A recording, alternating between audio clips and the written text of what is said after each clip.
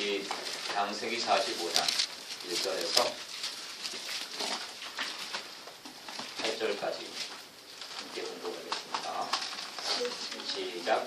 요셉이 시종하는 자들 앞에서 그 점을 걱정하지 못하여 소리질러 모든 사람을 자기에게서 물러가라 하고 그 형제들에게 자기를 알리니 그때 그와 함께한 다른 사람이 없었더라.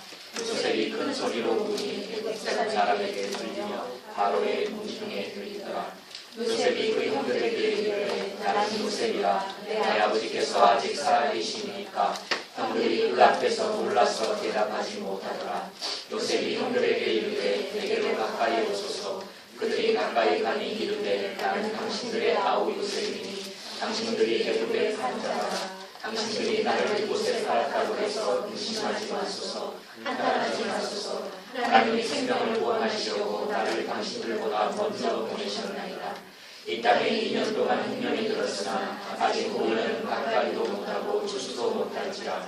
하나님이 큰 구원으로 당신들의 생명을 보존하고 당신들의 후손을 세상에 두시려고 나를 당신들보다 먼저 보내셨나니 그런즉 나를 이리로 보내는 당신들이 아니요 하나님이시라. 하나님이 나를 바로에게 아버지로 삼으시고 그 온 집의 주로 삼으시며 애굽 온 땅의 통치자로 삼으셨느니라.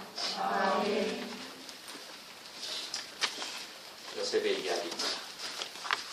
요셉 아버지와 어머니에게 정말 특별한 사랑을 받던 자였습니다. 그러니까 10명의 형들이 있고 요셉이 막내로 태어났죠. 그리고 요셉 다음으로 베냐민이 태어나는데 바로 이 요셉의 형들, 요셉의 형들은 늘 밖에 나가서 일해야 되고 그리고 참 열심히 땀 흘려야 했습니다. 그런데 이 요셉은 채색옷, 좋은 옷을 아버지, 야곱, 어머니가 그렇게 입혀주셔서 그렇게 그는 놀고 먹고 그렇게 아주 참 특별한 그런 어린 시절을 그렇게 보내죠. 여러분 이 야곱이 그의 어머니 리브가의 고향이었던 하란에서 삼촌 라반을 떠나서 이렇게 이제 가나안 땅으로 들어오는 길을 우리가 기억할 수 있는데요. 그때 그 에서 그를 참 원수처럼 생각하고 죽여버린다고 했던 그 에서를 만나려고 야복강을 건널 때에도 그가 에서가 와가지고 혹시 나를 해할 수 있겠다. 그래서 보면은 창세기 33장 2절에서 보면 여종들과 그 자식들, 그들의 자식들은 앞에 들어. 그러니까 여종들, 빌하와 실바가 있었죠. 그 여종들하고 자식들은 맨 앞에 놨어요. 전쟁 나가면 총알 바지로 선 거죠. 그렇게 놨어요.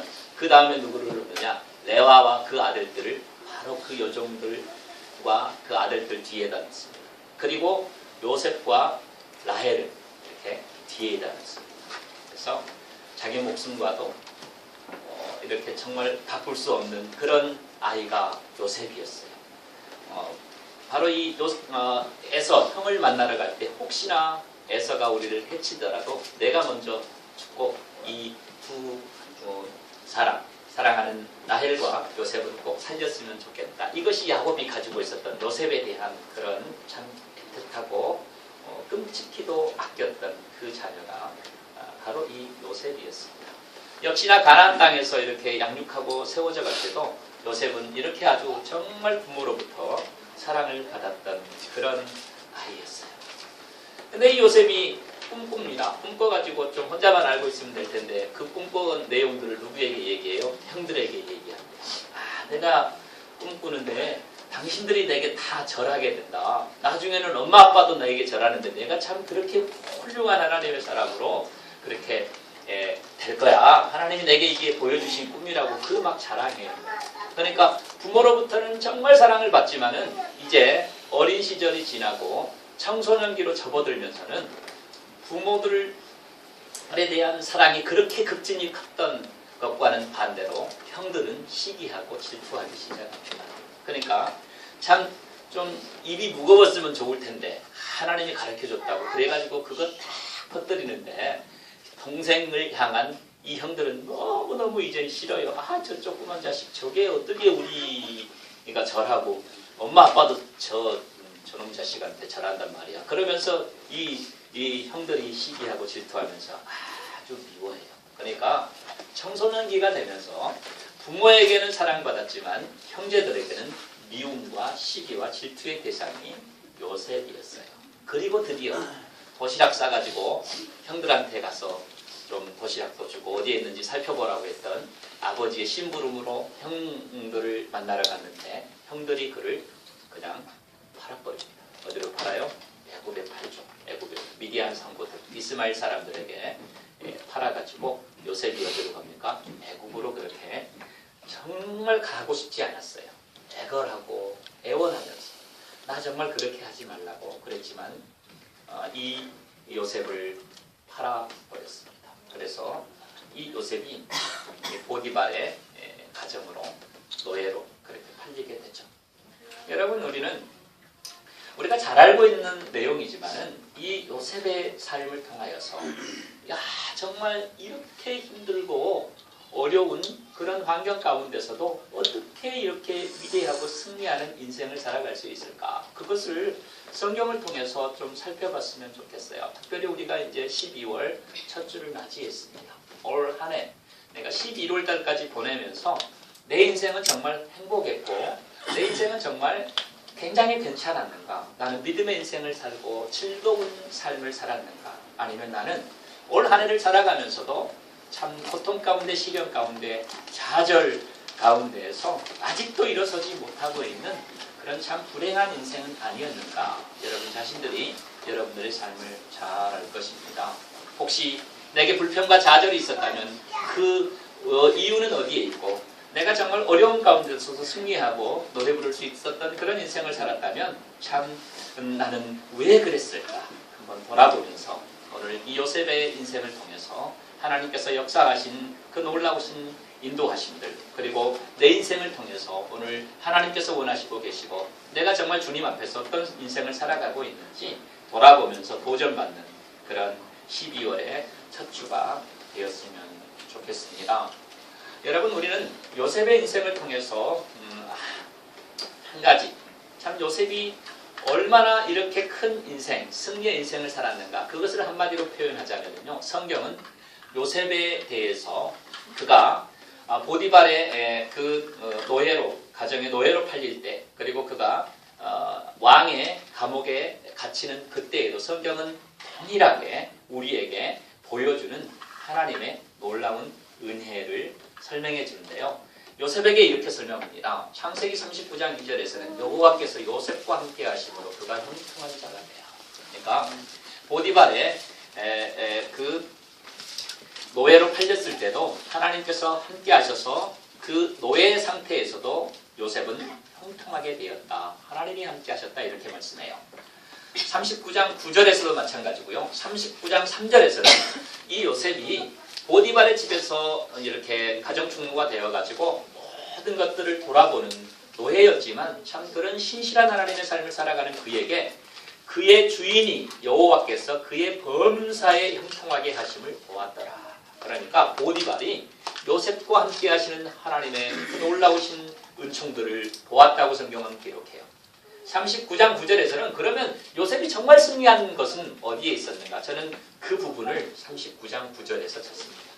자, 하나님이 하시는 일이 있어요. 하나님이 은혜 주시고 하나님이 역사하는 것이 있는데 인간은 매 순간순간마다 내가 결정하고 내가 도전하는 그 삶에 선택이 있습니다. 그것이 인간의 자유의지에. 그런데 39장 9절에서는 보디발의 아내가 동침하자고 했을 때 요셉이 고백했던 내용은 보디발이 아니었습니다. 내가 보디발에게 범죄하는 것도 있지만 정말 범죄하는 것은 보디발의 주인 되시고 온 우주의 주인 되신 진짜 나의 주인 되시는 하나님 앞에 범죄하는 것이다. 이렇게 설명을 해요. 내가 어찌 이 큰 악을 행하여 하나님께 죄를 지으리까. 그러니까 내가 보디발의 아내 당신과 이렇게 동침해서 잠자리를 같이 하는 것은 내 주인인 당신의 남편에게 죄 짓는 것도 있지만 그것보다는 훨씬 더 큰 죄악인 하나님 앞에 죄를 짓는 것인데 내가 어떻게 이 큰 악을 행하여 하나님께 죄를 지으리까. 범죄는 하나님 아버지께서 가장 싫어하시는 아기였다고 그렇게 소개해요. 그러니까 보디발이 그의 주인이었지만 이 요셉이 살아갔던 인생의 정말 중요한 내용은 하나님께서 나의 진정한 주인 되신다는 거예요. 그리고 내가 이 세상에서 범죄를 하고 악한 일을 행하는 그것은 인간에게 악한 일을 하는 것도 있지만은 진짜 중요한 것은 하나님 앞에 악을 행하는 것이다. 이렇게 요셉이 그가 인생을 살고 하나님 앞에 승리했던 그 비결의 내용이었습니다. 그는 그래서 하나님 앞에 살았어요. 하나님 앞에 살고 하나님 앞에서 거룩을 유지했고 하나님 앞에서 모든 것을 내어놓았던 그런 사람으로 소개가 되어집니다. 39장 21절에서도 여호와께서 요셉과 함께 하시고 그에게 인자를 더하사 그가 감옥에 들어갔어도 그 감옥에서도 죄수의 상태에 있는데도 하나님께서는 하나님의 사랑, 인자, 헤세드를 더했다는 거예요. 39장 23절에서도 여호와께서 그를 범사에 형통하게 하였더라. 하나님이 늘 함께 하셨던 요셉, 그리고 그 앞에서 하나님을 잘 섬겼던 요셉의 삶임을 성경은 잘 보여주고 있습니다.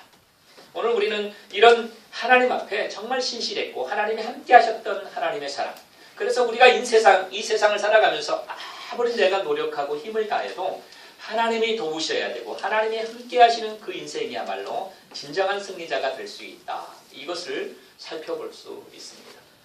정말 나는 이런 하나님께서 함께 하셨던 감옥에서도 노예 상태에서도 하나님 앞에 감격하고 하나님 앞에 기쁨으로 살아갔던 그런 요셉의 인생을 보면서 나의 삶은 나의 삶은 지금 어떤 인생을 살아가고 있는가? 올 한 해를 돌아보는 그런 저와 여러분들.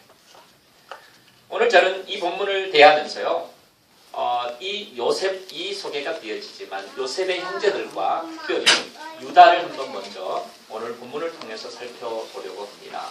오늘 본문은 유다가 소개되어지지 않지만은 44장은 오늘 요셉이요 45장 1절은 이렇게 소개해요. 45장 1절에서 요셉이 시종하는 자들 앞에서 그 정을 억제하지 못하여 소리질러 모든 사람을 자기에게서 물러가라 하고 그 형제들에게 자기를 알리니 그때에 그와 함께한 다른 사람이 없었더라.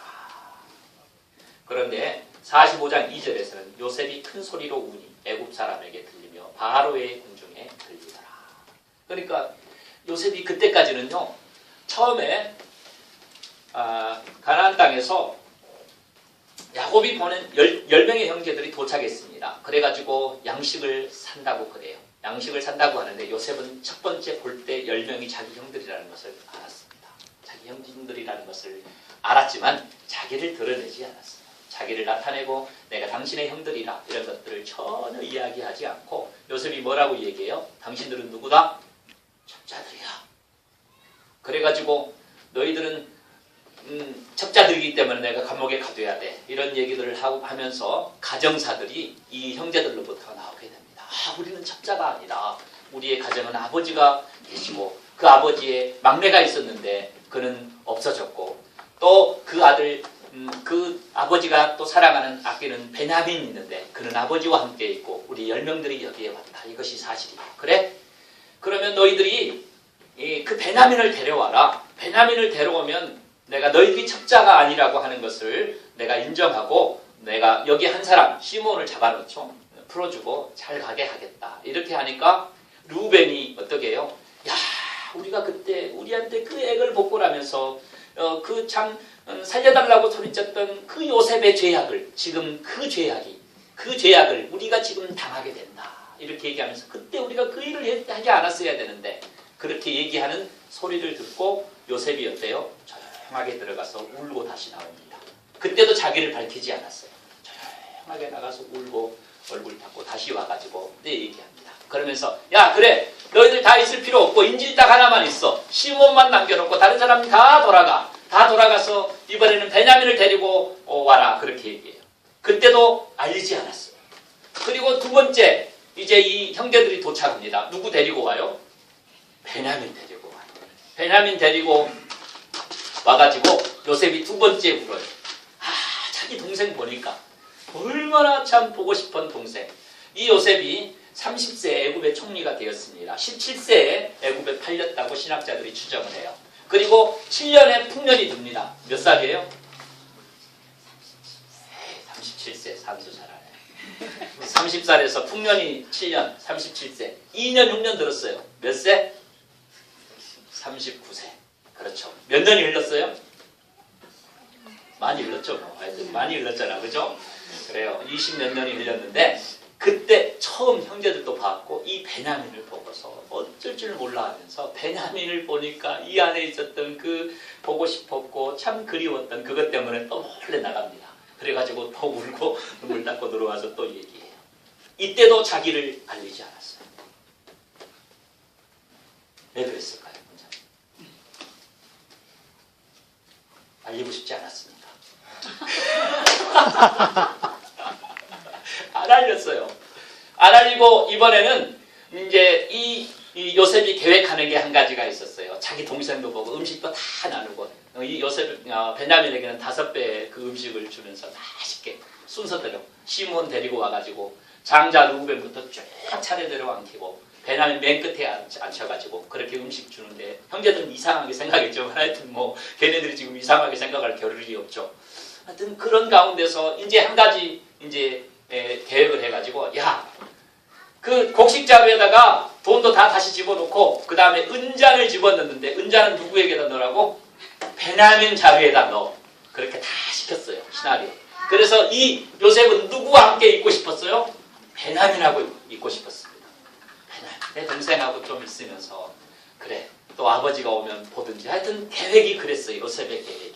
그래가지고 이제 다 돌려보냈는데 이 요셉이 딱 아랫사람을 시켜가지고 야, 저 잡아와라. 내 은잔 누가 가져갔다. 그 은잔 가져가면 안 되는데 가져갔으니까 이렇게 다 짜고 지시는 모습은 아니었지만 하여튼 그런 거였어요. 그래서 가라는 거 딱 멈추고 야, 너희들은 우리 주인이 이렇게 은혜를 베풀었는데 어떻게 감히 우리 주인의 은잔을 훔쳐갈 수 있느냐. 그러니까 형제들이 야, 만약에 누가 그거 훔쳤다면은 그 훔친 자는 죽이고 우리들은 다 종이 되겠습니다. 그러니까 뭐라고 얘기해요? 요셉이 시켜서 갔던 그 청지기가 아니야. 은잔이 있는 사람만 잡히게 되고 나머지들은 다 돌아가. 죄가 없어. 그렇게 얘기해요. 그럼 그렇게 해봅시다. 어디 누구에게 대해서 나오는지 한번 봅시다. 그래서 또 장자부터 쭉 뒤져요. 누구한테서 나옵니까? 베냐민에게서 나와요. 그리고서 이제 그 잡히고 난 다음에 오늘 이렇게 45장이 시작이 되어지는데요. 잡히고 난 이후에 요셉이 울어요. 근데 이번에 울음은요. 히브리 사람 외에 그러니까 이 가나안 땅에서 올라온 형제들 외에 이 에집트 사람들은 다 돌려보내요. 돌려보내고 거기서는 그냥 웁니다. 어떻게 이 울음이 가능했을까? 혼자 몰래 가서 울었다가 다시 돌아오고 한쪽 몰래 갔다 울었다가 다시 돌아왔는데 이번에는 그냥 대성통곡을 하면서 형제들 앞에 웁니다. 그리고 내가 바로 당신들의 동생 요셉이라고 감동 먹은 요셉. 어떻게 이런 감동을 먹었을까? 그 전까지는 이런 감동 아니었어요. 숨기고 싶었어요. 그리고 요셉을 그냥 요셉은 그 형제들은 돌려보내고 베냐민과 함께 있고 싶어 했던 그 요셉의 마음이었는데 어떻게 이것이 가능했을까?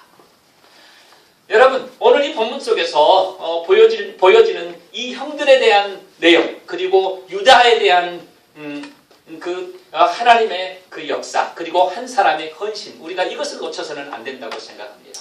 저는 이때 당시 범죄했던 이 형제들 10명의 형제들은요 하나님의 원대하시고 귀한 그 계획과 뜻 그 꿈을 해석하고 받아들이는 데에는 아직 부족한 때였습니다. 그것이 아주 젊은 혈기왕성한 때였어요. 그래서 그들은 그때는 시기만 알았고 질투만 알았고 누구도 우리보다 더 잘 돼서는 안 되고 좀 내가 더 잘 돼야 된다고 하는 그런 세상적인 욕망들이 굉장히 불타오르고 있었던 그런 때에 이 형제들은 잘못을 저질렀습니다. 그리고 이 요셉이 자라가는 그것에 대해서 너는 그래 팔아도 너는 팔려가서 노예로 살아도 네가 그런 행동했기 때문에 이런 생각이 지배적으로 가지고 있었던 것이 형들이었어요.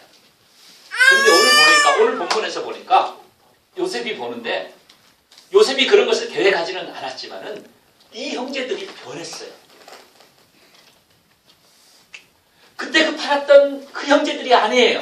그때 자신을 그렇게 애걸하면서 살려달라고 했던 그를 그냥 무지막지하게 이스마엘 상고들에게 인신매매를 시켜버렸던 그 형제들의 모습이 지금 모습이 아닙니다. 달라졌어요. 변해졌습니다. 그래서 요셉이 감동 먹고 울으면서 자기 자신을 다 털어놓았어요. 요셉의 마음을 열게 했던 그 놀라운 것은 사랑과 변화의 힘이었음을 오늘 성경은 우리에게 잘 보여주고 있습니다. 우리가 이것 잊어서는 안 된다고 생각해요. 여러분, 우리가 인생을 살아가면서 내가 하나님을 섬기면서 우리의 상태가 요셉을 팔아버렸던 그런 하나님을 잘 알지 모르고 이 세상에 정말 상당한 애착을 가지고 있었던 그런 때가 우리에게 있어요. 그때 우리 범죄할 수 있습니다. 우리는 그때 실패할 수 있고 그때 악한 짓을 할 수 있어요. 하나님 앞에 정말 좋지 않은 인생을 살 수 있습니다. 저는 모든 인생들이 그런 때가 있다고 그렇게 생각을 합니다. 그런데 그때 그 자리에 머물러 있으면 안 돼요. 그때 그 자리에 머물러 있었던 만약에 상태에 있었다면 오늘 이 요셉은 그의 그 감정, 그의 마음이 다 열어져서 그 형제들 앞에 정말 엉엉 울으면서 내가 바로 당신들의 형제들이라고 동생이라고 그렇게 마음 터놓고 이야기하지 않았을 수도 있습니다. 근데 형제들이 변화됐어요. 어떤 변화였어요?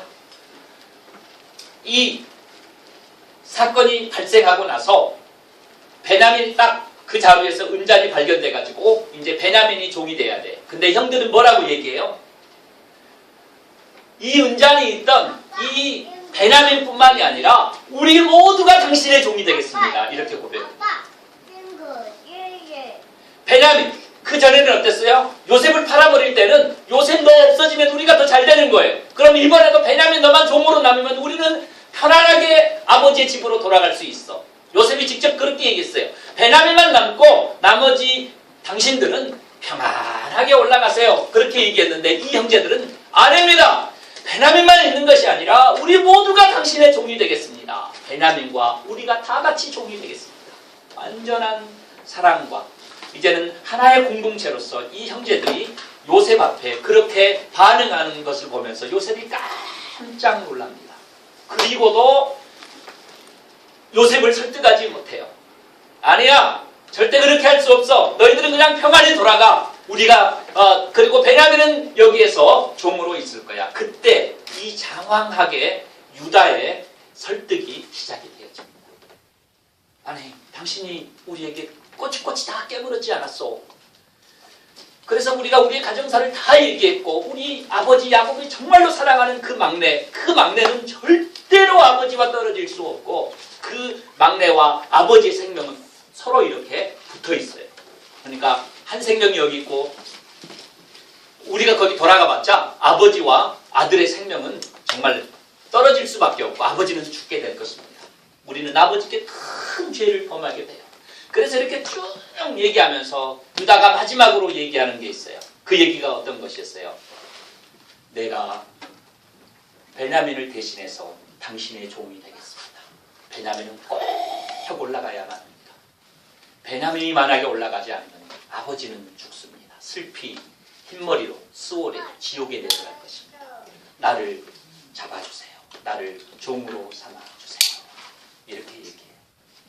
그래서 바로 이 이야기 난 이후에 요셉이 오늘 본문에서 울음을 터뜨리고 자기가 바로 당신들의 동생이라고 그렇게 얘기하는 내용이 오늘 본문에서 소개가 되어집니다. 여러분, 요셉은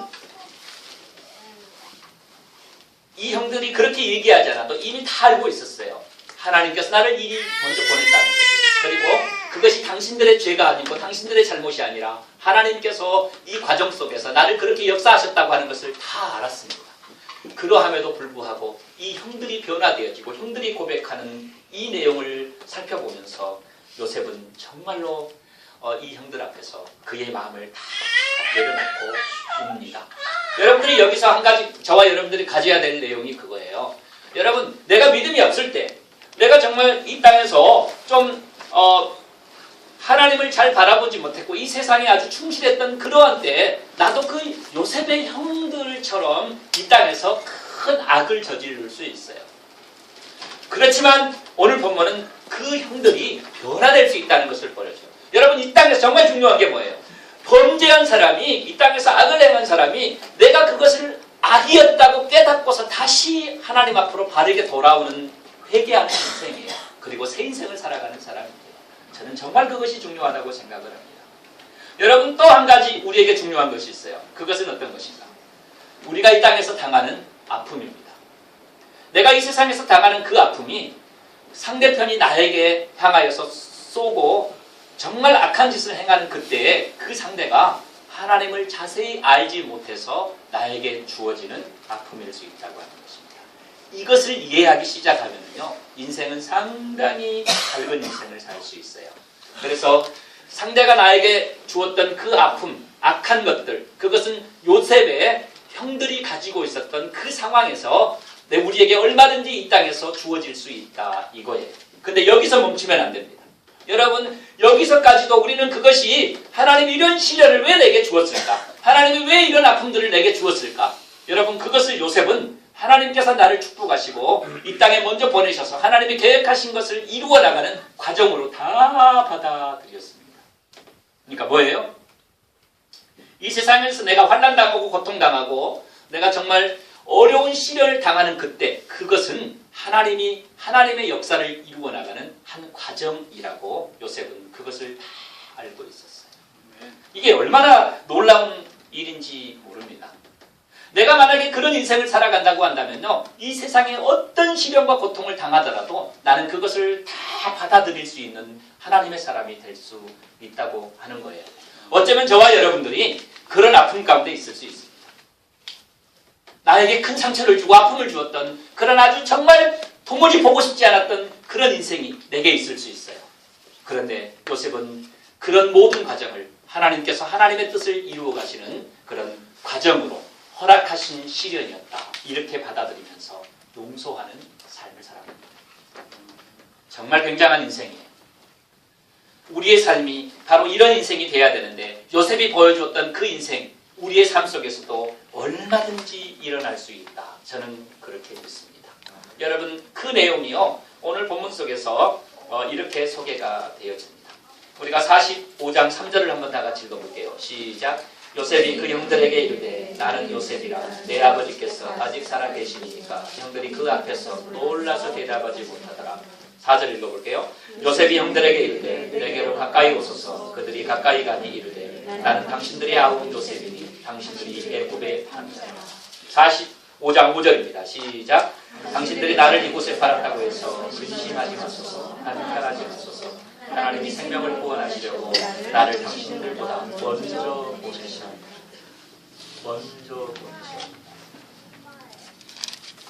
당신들이 나를 바로 이집트에 노예로 판 것은 맞다. 여러분, 성경에서요, 인신매매는 레위기에서 돌로 쳐 죽였습니다. 인신매매하면 죽여야 돼요. 당신들이 나를 팔았어요. 그 동생이 나예요. 근데 당신들이 나를 이렇게 팔았다고 해서 근심하거나 한탄하지 마세요. 하나님이 나를 먼저 애굽에 보내셨습니다. 그래서 당신들은 전혀 그런 죄책감을 가지고 살지 마시고 당신들에게 있었던 그런 마음들, 불편한 것들이 있다면 다 내려놓으세요. 하나님이 그렇게 하셨습니다. 그러니까 이 요셉은 형들이 그렇게 했던 것에 대해서 내가 정말 불평하고 불만하면서 내 인생을 허구해하는 그런 인생 나는 살지 않았다는 거예요. 하나님께서 그렇게 역사해가는 그런 과정 가운데서 하나님의 뜻을 이루려고 하나님이 나를 먼저 이 애굽 땅에 보냈습니다. 인신매매로 판 이것까지도 하나님께서 역사하시는 것이었습니다. 이렇게 보는 겁니다. 여러분, 참 굉장하죠. 여러분들과 저희들에게 일어나는 나에게 정말 가장 힘들게 하는 그런 일들이 있을 수 있어요. 나는 어떻게 이렇게 힘든 인생을 살아갈까? 그런데요, 하나님은 그런 어려운 시련들을 인생의 단단한 도구로 사용하시는 과정으로 사용할 수 있다. 이것이 오늘 본문 속에서 요셉이 보여주는 참 놀라운 내용이라는 것을 볼 수 있습니다. 그래서 우리에게 이것이 있어야 돼요. 내가 시련당하고 어려움 당할 때 하나님은 이 시련을 통해서 내게 무엇을 계획하실까? 하나님은 이 아픔을 통해서 하나님의 뜻을 이루어 가시는 그 하나님의 놀라운 그 역사를 이루어 가시는데 하나님이 나에게 지금 원하시고 계시는 것은 무엇일까? 이렇게 생각하시다면 정확한 답이 나올 수 있어요. 그리고 우리가 오늘 본문 속에서 우리가 이것을 알아야 합니다. 내 인생은 왜 행복하지 않을까? 내 인생은 왜 이렇게 정말 축복이 아니고 시련일까? 여러분, 이런 인생 사람들의 보편적인 생각은 내 인생의 행복이 바로 저 사람 때문에 내가 행복하지 못하다고 하는 남에게 탓을 돌리는 그런 인생을 살아가는 인생은 행복하지 못하다. 근데 요셉은 절대로 그것을 내가 내 인생에 있어가지고 내가 이렇게 후배 팔리고 노예가 되고 감옥에 죄수의 신분으로 들어가서 거기서 고통당했던 그런 내용들 굉장히 많은 세월을 그렇게 보냈잖아요. 몇 년 보냈어요? 13년이죠. 그런 노예와 감옥에서의 삶을 그렇게 보냈는데 하나님이 함께 하셔서 형통하였다고 얘기하지만은 이 요셉이 그런 시련 가운데서도 여러분 이 요셉은 그가 성경에서 나타내는 내용들 가운데 형제들을 불평하였더라. 그의 인생을 불평하였더라. 이것 한 가지도 없어요. 그는 남에게 그의 인생에 감옥에서의 삶 이런 좌절할 수 있었지만 그런 내용들을 탓으로 돌리지 않았습니다. 여러분 그런 사람들 참 많습니다. 왜 나는 이렇게 건강하지 못할까? 나는 왜 이렇게 가난할까? 나는 왜 이렇게 좀 머리가 이렇게 좀 정말 스마트하지 못할까? 그런 불평들과 불만들을 가지고서 그렇게 인생을 살아가다 보면 인생은 절대 행복하지 못합니다.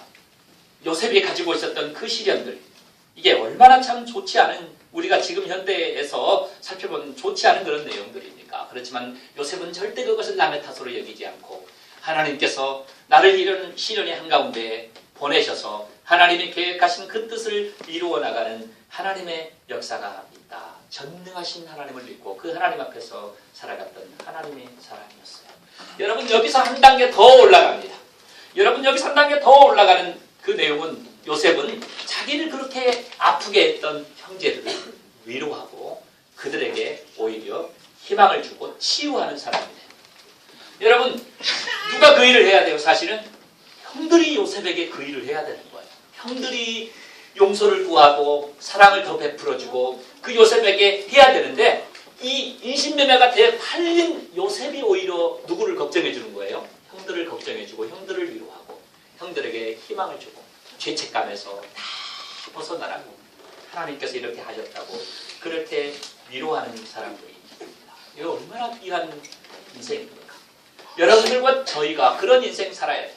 여러분들이 만나는 사람 여러분들 우리 아름다운 제자들의 교회 성도들로 이렇게 만났잖아요. 하나님께서 우리를 이렇게 만나게 한 사람들 참 저는 이 성도들이 귀한 하나님의 보내주신 사람 내가 가장 가까이에서 만나는 사람들 이 사람들이야말로 하나님께서 섬기고 하나님께서 사랑하라고 그렇게 보내주신 하나님의 사람들이라 이런 동역자들로 하나님이 보내주셨다. 이렇게 우리가 하나님 앞에서 살아간다면 이 세상에 정말 우리는 능력 있는 인생을 살아갑니다. 그 사람이 혹시 좀 인간답지 못하더라도 정말 인격적으로 부족한 점이 많이 있다 할지라도 하나님께서 그 사람을 보내주실 때는 하나님의 계획이 계시는 거예요. 그리고 하나님의 뜻이 있는 것입니다. 그래서 그 만나게 하신 사람들에게 감사하고 살아가는 것입니다. 여러분 현재 여러분들이 지금 처해져 있는 것 내가 지금 현재에서 내가 만나고 내가 지금 살아가고 있는 현재의 삶에 내가 만족하고 있는가 그것은 정말 중요하다고 생각합니다. 제가 여러분들에게 여러 번 얘기를 하지만 어떤 사람들은 저를 만나면 꼭 그렇게 얘기해요. 윤진희 집사님도 저한테 한번 얘기한 것 같은데 목사님 딸이 있어봐야 돼. 저는 딸 없어도 행복합니다. 저는 딸 정말 내가 딸 가져봤으면 좋겠다 이런 생각 정말 한 번도 안 가져봤어요. 나는 하나님이 주신 아들에게 감사합니다. 나는 내 평생을 딸 없이 살아가야 돼요. 근데 그 딸이 없는 것에 대해서 참 슬프겠다. 여러분 정말 착각입니다. 저는 하나도 안 슬퍼요. 그리고 딸이 있었으면 좋겠다. 그런 생각도 전혀 갖지 않습니다. 하나님이 주신 것, 하나님께서 나에게 가장 적절하고 귀한 것으로 주셨다고 하는 것을 저는 언제나 그것에 감사할 뿐이에요. 그래서 그냥 하나님 앞에 감사합니다. 그리고 고맙게 생각해요. 여러분들이 처해 있는 상황 속에서 여러분들이 만나는 그 모든 것들 감사하게 생각할 줄 아는 그 사람이 진정한 승리자가 되는 거예요. 아멘. 왜 없는 것 가지고 자꾸 있었으면 하는 것 생각하는 것, 정말 그거 슬픈 인생 살아가는 겁니다. 아멘. 내게 없는데 하나님이 너에게는 필요 없으니까 안 준 거예요. 그 다음에 하나님이 너에게는 필요하니까 준 겁니다. 그러면 그것에 감사할 줄 아는 인생, 그 인생이 정말로 복받는 인생이에요. 하나님께서 보내주신 아름다운 제자들의 교회 성도들, 이분들이 정말로 귀한 사람들이에요. 여러분들이 만나는 여러분들 가장 가까운 배우자, 가장 소중한 사람이다. 때로는 뭐 싸움이 왜 없겠습니까? 어젯밤에도 나도 땡스기빙 잘 보냈는데 내가 교회에 있다가 11시 한 반에 갔는데 조나단을 내가 픽업하는 걸 깜짝 잊어먹었어요. 10시 반에 내가 픽업을 해야 되는데 이거는 바이브레이션으로 돼 있어요. 전화가 한 40통 왔더라고 아침에 보니까.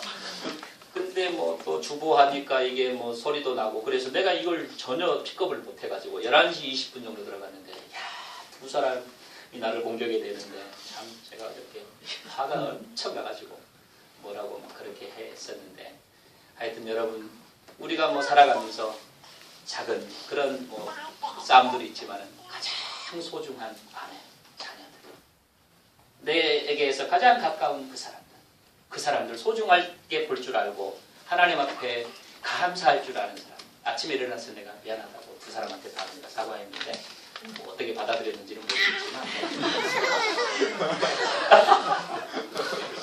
아니 나는 정말 의도적으로 그렇게 하지 않았는데 들어가자마자 막 쏘아 붙여버리니까 이게 사람이 너무 황당해가지고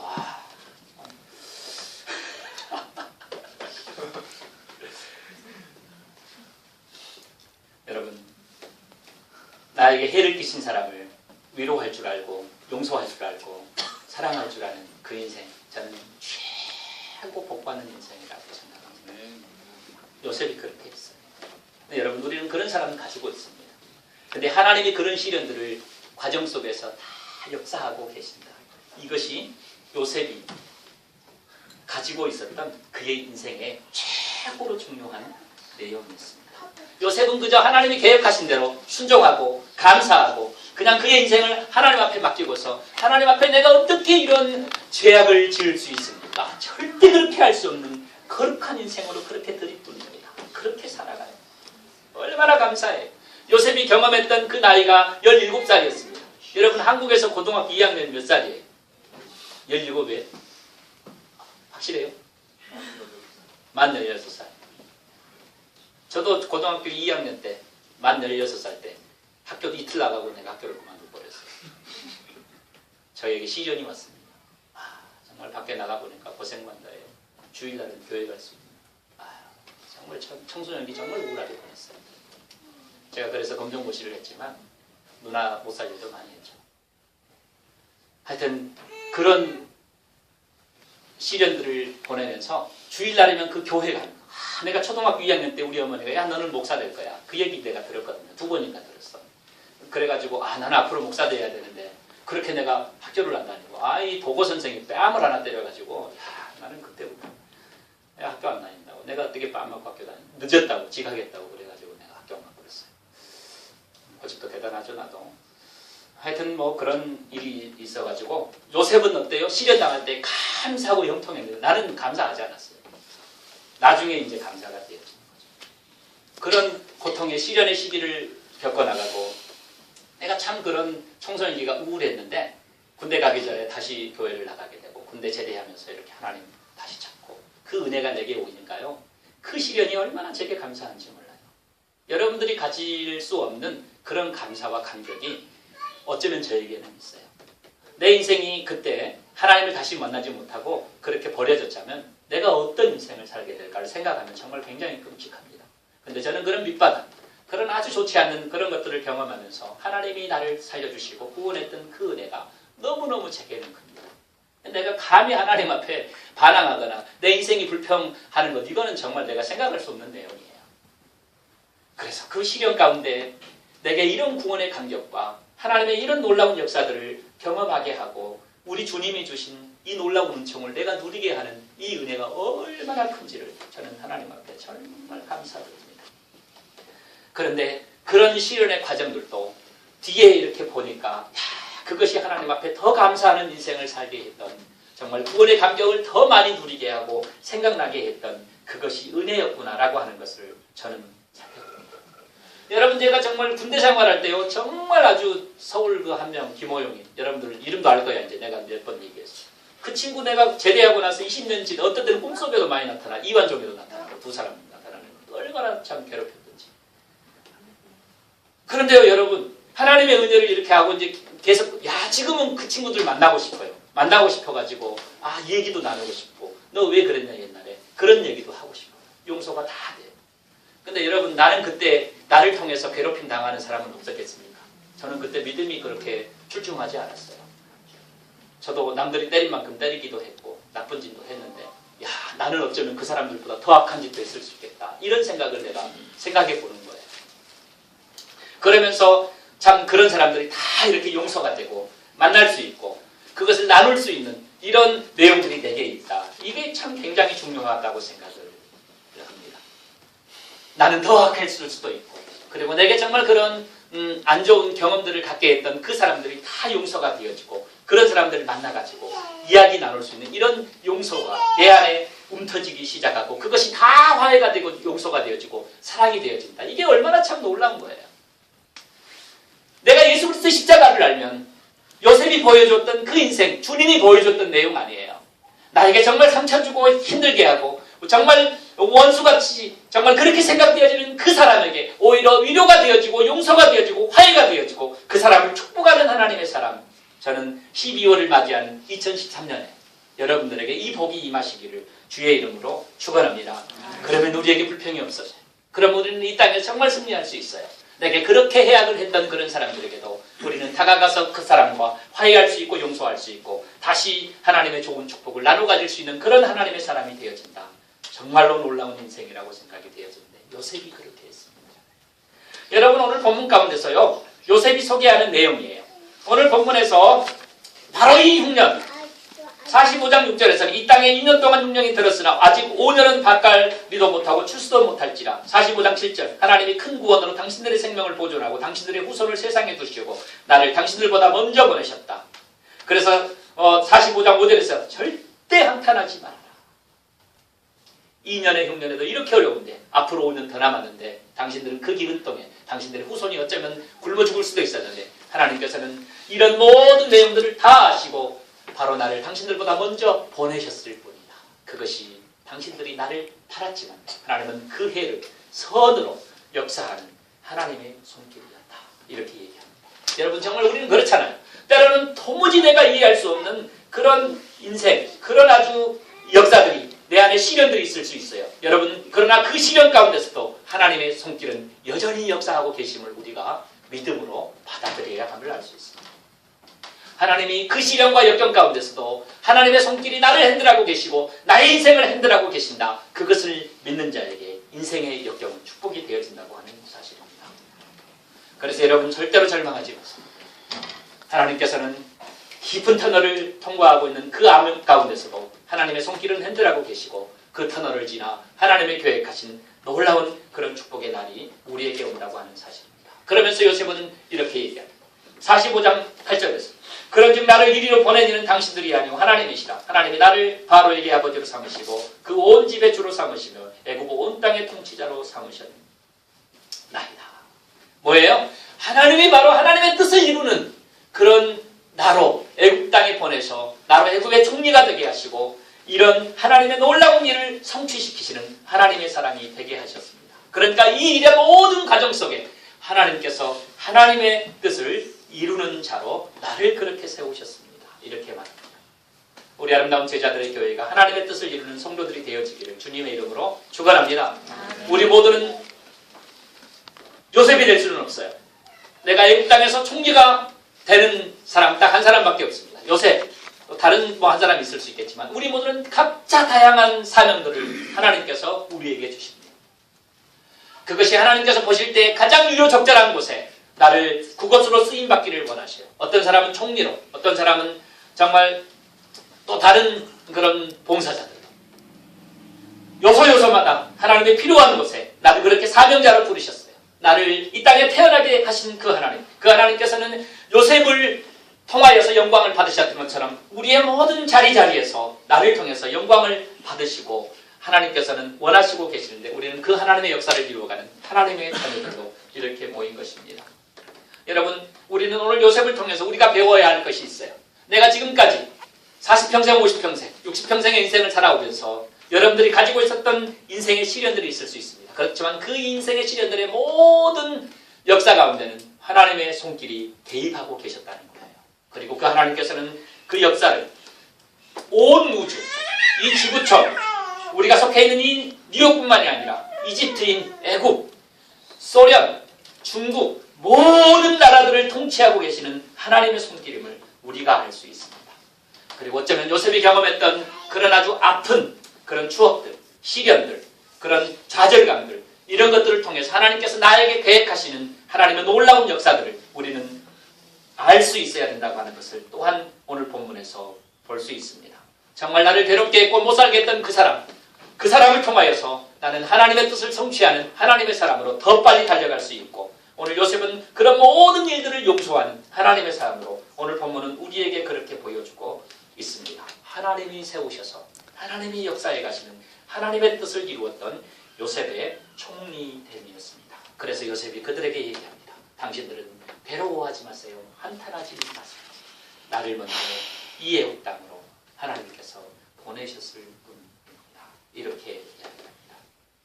오늘 2013년 12월을 맞이하면서 우리는 올 한 해를 이제 거의 보내갑니다. 오늘 이 2012년에 내게 있었던 시련들, 정말 그 시련을 통해서 하나님 나에게 계획하신 하나님의 뜻은 어떤 것인지 한번 생각해 보시고 하나님 나에게 그 시련을 통해서 하나님이 계획하신 그것을 이루어갈 때 요셉이 이 모든 과정 속에 역사했던 하나님의 그 뜻을 받아들이면서 용서하고 사랑하고 하나님 앞에서 회복했었던 것처럼 하나님 나도 그런 인생 살게 하여 주시옵소서. 그런 회복과 치유가 오늘 이 주일날 여러분들에게 있어지기를 주의 이름으로 축원합니다.